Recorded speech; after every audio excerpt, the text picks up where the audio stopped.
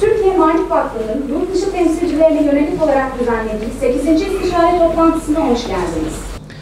Vakfın merkez birimleri ile yurt dışındaki birimleri arasındaki iletişimi ve koordinasyonu daha etkili kılan bu toplantılar sayesinde gelişen ve değişen uluslararası sisteme, eğitim politikalarına uyum sağlamak amacıyla vakfımız bünyesinde gerçekleştirilen yenilikleri sizlere doğrudan aktarma imkanı buluyoruz. Bugün başlayan ve 5 gün sürecek olan 8. istişare toplantımızda da 2020-2023 stratejik planımız ve bu plana uygun olarak teşkilat yapımızda gerçekleştirilen yenilikler hakkında sizlere kapsamlı sunumlar yapılacaktır.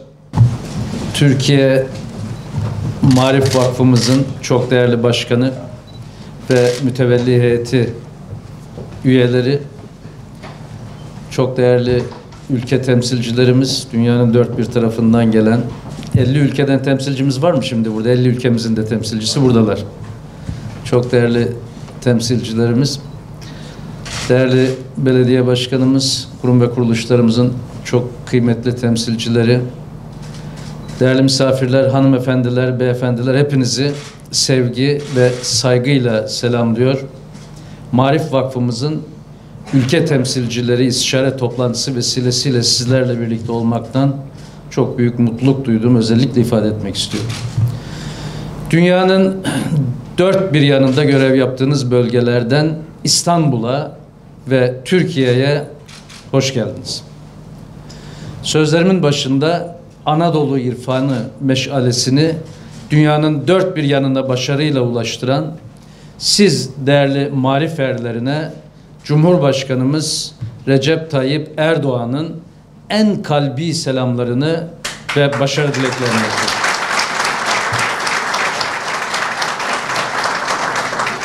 Değerli katılımcılar, marif insanlık tarihi kadar eski olan anlam arayışı serüveninde dünyaya bakış açımızı derinleştiren özellikle bir hikmet yolculuğu. Bunu da en iyi bilenler bu salonun içerisindeki arkadaşlarımız sizlersiniz. Toplumsal açıdan bu yolculuk okuyan, araştıran ve üreten nesillere sahip olmanın da ön şartını oluşturur. Anadolu'da irfanla sentezlenen ilme verilen değer bizlere kalan kıymetli bir miras. Bulunduğumuz coğrafya yüzyıllardır farklı kültürlere, dinlere ve medeniyetlere beşiklik yapmış köklü eğitim kurumlarıyla her zaman eğitim yolcularının durağı olmuştur. Milletimizin mayasında okumaya, anlamaya ve irfana çağıran bir hikmet vardır. Mirasçısı olduğumuz medeniyetin eğitime yüklediği anlam bir değerler sistemini, bilgi ve erdemi toplumda yaymayı da içerisinde barındırmaktadır. Bu topraklarda bulunan marif birikiminin omuzlarımıza yüklediği sorumluluğu göz ardı edemeyiz. Ve bu sorumluluğu da sadece bilfiil omuzlarında hisseden değilsiniz. Aslında bunu bütün dünyaya da buradan taşıyan arkadaşlarımızsınız. Bunun da farkındayız. Yükünüzün ne kadar ağır olduğu kadar ne kadar kutsal olduğunu da bilincinde olduğunuzun da farkındayız. Bölgemizde ve dünyanın birçok yerinde gözünü ve gönlünü Türkiye'ye çevirmiş milyonlarca insan bulunmakta. Yine bunun da şahidi sizlersiniz. Bunun bilinciyle yakın uzak fark etmeden gönül coğrafyamız için her anlamda refahın ve huzurun mücadelesini veriyoruz. Hep birlikte. Yunus Emre Kültür Merkezleriyle, TİKA ofisleriyle ve AFAD'ımızla dünyanın en ücra, en sıkıntılı bölgelerine ulaşıyor. İnsani yardımlar, kültürel faaliyetler ve kalkınma projelerini gerçekleştiriyoruz. Gönül coğrafyamızı sahiplenen duruşumuzun önemli bir nişanesi de yine 2016 yılında kurulan Türkiye Maarif Vakfı. Türkiye Maarif Vakfı ile ülkemizin eğitim alanındaki zengin tecrübesini dünyanın dört bir yanındaki dostlarımızla paylaşıyoruz ve paylaşmaya da devam edeceğiz. Değerli katılımcılar, Maarif Vakfı yumuşak güç araçları çeşitlendirerek insanlığın ortak vicdanı olma sorumluluğunu üstlenen ülkemizin eğitim diplomasisi hamlesidir. Vakıf tüm dünyada Türkiye Cumhuriyeti adına eğitim kurumlarını devralmak, yenilerini açmak ve bunların işletilmesinin ötesinde misyonlar taşımaktadır. Ve hamdolsun bugün de aldığımız briefing bunun da son derece başarıyla ve başarının da ötesinde aslında büyük bir arzuyla bunun bilincinde yerine getirildiğinin en azından bu farkındalığın en zirvede olduğunda burada fiilen şahitlik etmiş oldum. Son derece de memnun oldum. Mevlana Celaleddin Rumi'nin pergel metaforundaki gibi bir ayağı bu topraklarda sabitken diğer ayağıyla tüm dünyayı kuşatıcı bir idealle hareket eden Türkiye Maarif Vakfı sahip olduğumuz köklü eğitim müktesebatının da günümüzdeki bayraktarı. Sizler de bu bayrağı taşıyan arkadaşlarımızsınız. Kuruluşundan bu yana daha 3,5-4 yıl olmadı, 4 yıl, daha 3,5 yıl civarında bu kadar olmasına rağmen biraz önce de Sayın Başkan detaylarıyla zaten anlattı. Bunun da sizler fiilen içindesiniz. 104 ülkeye kadar ülkeyle resmi temas kurulması, 51 ülkede değil mi? Bilfiil temsilcilik açmak üzere 66 ülkede faaliyet gösteriliyor olması takdire şayandır. Ayrıca 19 ülkede hain terör örgütü FETÖ iltisaklı 213 okul Maarif Vakfımız tarafından devralınmış. Yine 40 ülkeyle de bu okulların devri konusunda protokoller imzalanmış durumda. Hızla sağlanan bu başarıda Maarif Vakfı yönetimi ve ülke temsilcilerini, sizleri katkıları tarihi önem taşımakta. Aslında sizler bunun bilincindesiniz ama belki buradan bir kez daha ifade etmekte fayda var. FETÖ'nün zehirlediği, bütün dünyada, içeride ve dışarıda akıttığı zehrin panzehiri sizlersiniz. Ve bunun da bilincinde olarak bütün dünyaya yayılmış durumdasınız. Sadece bu zehir Türkiye'de ve Türkiye'ye karşı bir zehir değil aslında. Hangi ülkede faaliyet gösteriyorlarsa ülkede faaliyet gösterdikleri o ülkelere karşı da bu zehir aynen akıtılmaktaydı. Ve şu anda faaliyet gösterdikleri yerlerde de ne yazık ki hala bu zehri akıtmaya devam etmektedir.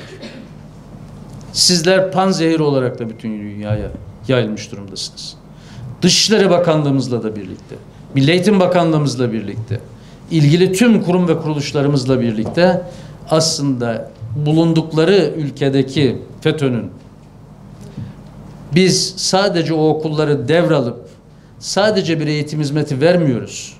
Aslında o ülkenin o devletine ve o insanlara da bir katkı sunuyoruz. Farkında olmadıkları bir zehrin, farkında olmadıkları bir tehlikenin özellikle çok büyük faturasını ödemiş bir ülke olarak onlara bunu anlatmaya çalışıyoruz. Siz de bunu anlatan öncü gruplarımızın başında geliyorsunuz.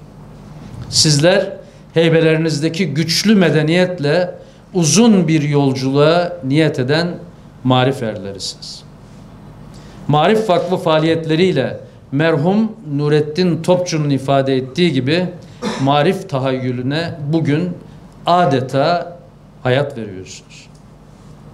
Topçu bize bir insan mektebi lazım demişti. Bir mektep ki bizi kendi ruhumuza kavuştursun. Her hareketimizin ahlaki değeri olduğunu tanıtsın.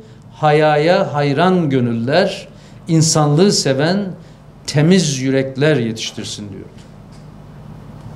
Sizler işte bu düstur ile çalışarak her şeyden önce aldığı eğitimi insanlığın barış ve huzuru için kullanacak insanlar yetiştirmeyi hedefliyorsunuz. Romanya'da işitme engeli sebebiyle hiçbir okula kabul edilmeyen Zara'ya burs vererek kucak açan, Afganistan'da yetim Ahder Şah'a yuva olan, Moritanya'da kimsesiz çocukları hiçbir karşılık beklemeden okutan Türkiye Marif Vakfı ailesidir. Sizlersiniz.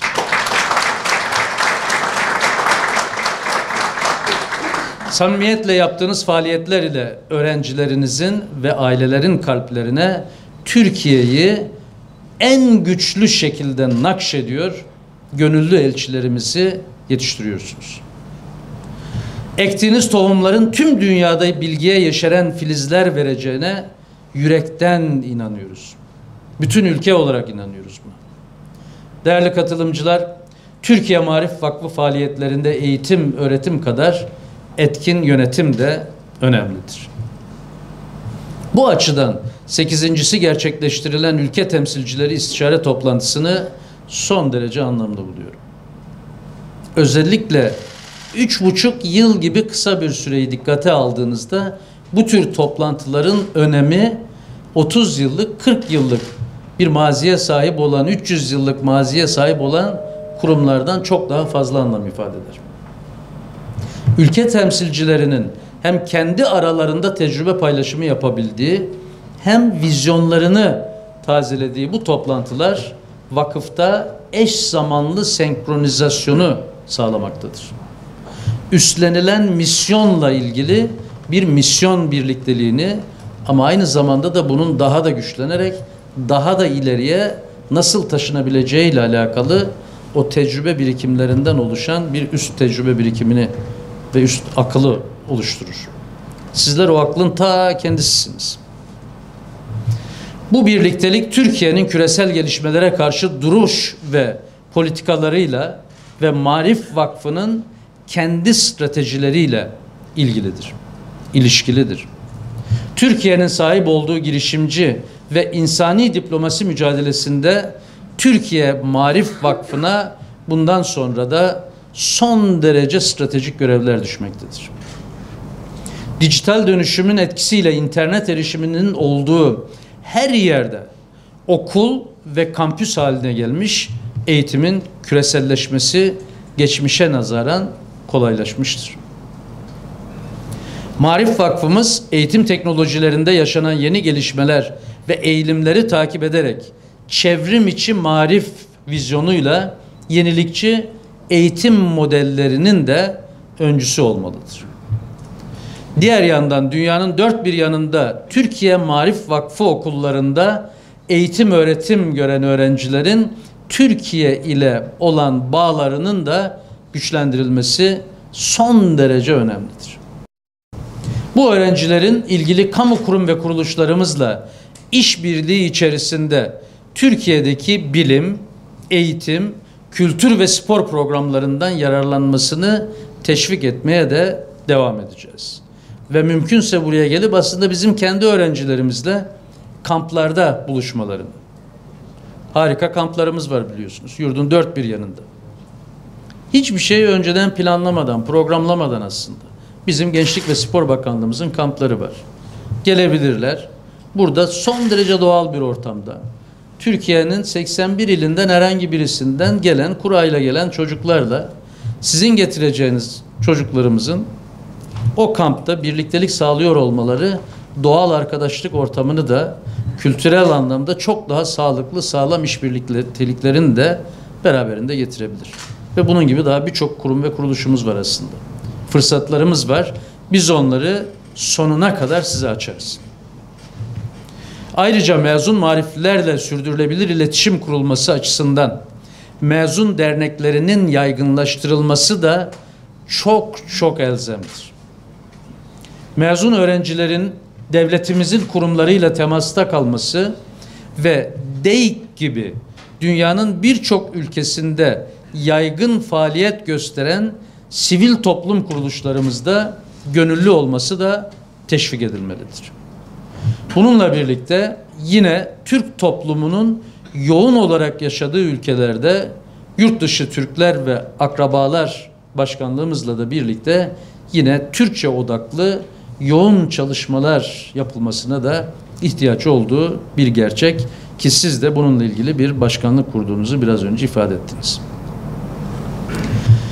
Hafta sonu ziyaret ettiğimiz Kuzey Kıbrıs Türk Cumhuriyeti başta olmak üzere marif okullarından yurt dışında yaşayan Türk toplumunu faydalandırmak önceliklerimiz arasında yer almalı.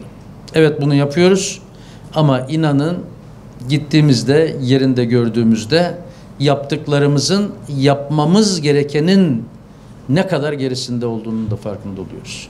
Yani ne kadar çok yaparsak o kadar az yapmış olduğumuzun farkına varıyoruz. Yıllarca ihmal etmemizin belki bir faturasını bugün ödüyoruz. Ama bu faturanın bu maliyeti biz azaltabiliriz. En azından bizden sonraki nesiller için bu faturayı azaltabiliriz biz. Siz bu faturayı azaltmak için bütün dünyaya yayılmış yine gönül erlerisiniz. Sizler aslında bizim Yunus Emre'lerimizsiniz. Kuzey Kıbrıs Türk Cumhuriyeti özelinde yine Girne ve Gazi Mausa'da marif okullarının faaliyete geçmesi yönünde çalışmalar olduğunu biliyor. Gelişmeleri yine biz de yakından takip ediyoruz. Nasıl büyük bir ihtiyaç olduğunun da bizzat şahitlerinden birisi olduğum için buraya özellikle vurgu yapmak istiyorum. Hemen yanı başımızda olması demek, onların, oradaki çocukların bizi tanıyor olması, oradaki gençlerin bizi tanıyor olması, oradaki insanların bizi yakından tanıyor olması, bizim de onları yakından tanıyor olmamız anlamına hiç gelmiyor. Tam tersi bir o kadar uzak kalmışız. Şimdi bu mesafeyi kısaltma zamanıdır. Sizler de yine burada öncülük yapacak, öncü rol oynayacak Yunus Emre'lerimizsiniz. Marif Vakfımızın faaliyetlerinden daha da etkin sonuçlar alabilmek için ilgili tüm kurumlarımızı yüreğini ortaya koyarak işbirliği yapmaya davet ediyorum. Burada.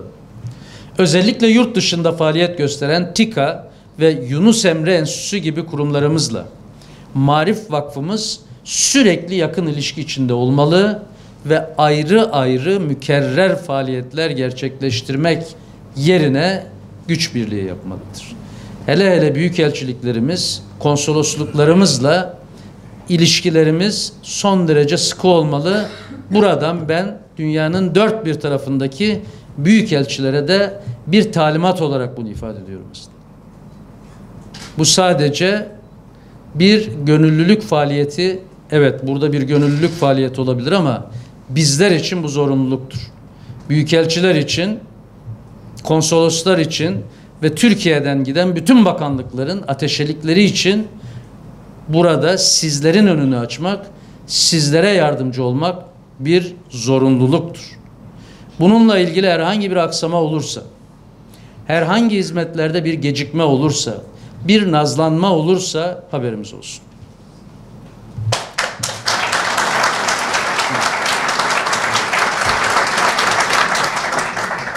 Türkiye Marif Vakfı bulunduğu ülkelerde kökleştikçe, başarılarıyla adından söz ettirmeye devam ettikçe inanıyorum ki finansman açısından da aslında kendi kendine yeter hale gelecektir. Bizler de Türkiye Marif Vakfımızla birlikte tüm yumuşak güç unsurlarımızla ve kurumlarımızın daha etkin ve verimli hale gelmesi için üzerimize düşen ne varsa yapmaya devam edeceğiz. Değerli katılımcılar, FETÖ'nün Türkiye ve Türk dili markasını kullanarak yaptığı okullar milletimizin gasp edilmiş mallarıdır. Ve bunların daha çok ülkede Maarif Vakfımıza devredilmesi için diplomatik mücadelemizi sürdüreceğiz. Ne yazık ki hain FETÖ üyeleri bazı ülkelerde mağdur gibi karşılanmakta, bu teröristlere de kol kanat gerilmektedir. Biz bu ülkelerin ikiyüzlü tutumuna rağmen asla ve asla karamsarlığa düşmedik, düşmeyeceğiz. Onlar kaçacak, Cumhurbaşkanımızın söylediği gibi, ifade ettiği gibi biz kovalayacağız.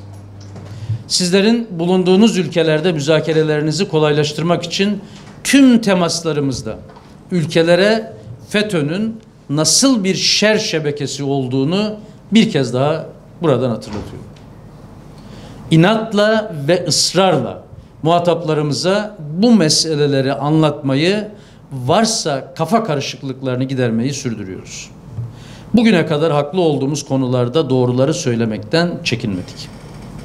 Hiçbir zaman da çekinmeyeceğiz. Sizlere düşen bu doğrultuda kararlılıkla çalışmaya devam etmenizdir. Eğitim kisvesi altında terör örgütü üyelerinin, gençlerin ve çocukların o berrak, temiz zihinlerini zehirlemesine asla müsaade etmeyeceğiz. İnşallah önümüzdeki yıl düzenlenecek istişare toplantısında daha çok sayıda FETÖ iltisaklı okulun Maarif Vakfımıza devredildiğini inşallah konuşuyor olacağız. Görev yaptığınız ülkelerdeki tüm kardeşlerimize Türkiye Maarif Vakfı ailesinin her bir ferdine en içten selam ve sevgilerimi götürün. Hepinizi bir kez daha muhabbetle selamlıyor.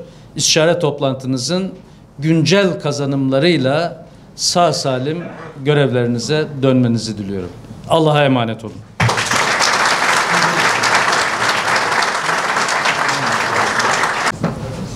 Vakfımız adına hediye takdimi yapmak üzere Vakıf Başkanımız Profesör Doktor Sayın Birol Akgün'ü davet ediyorum.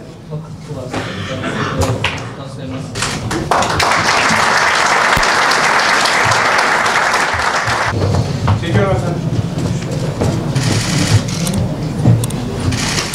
Tamam. Uygulama.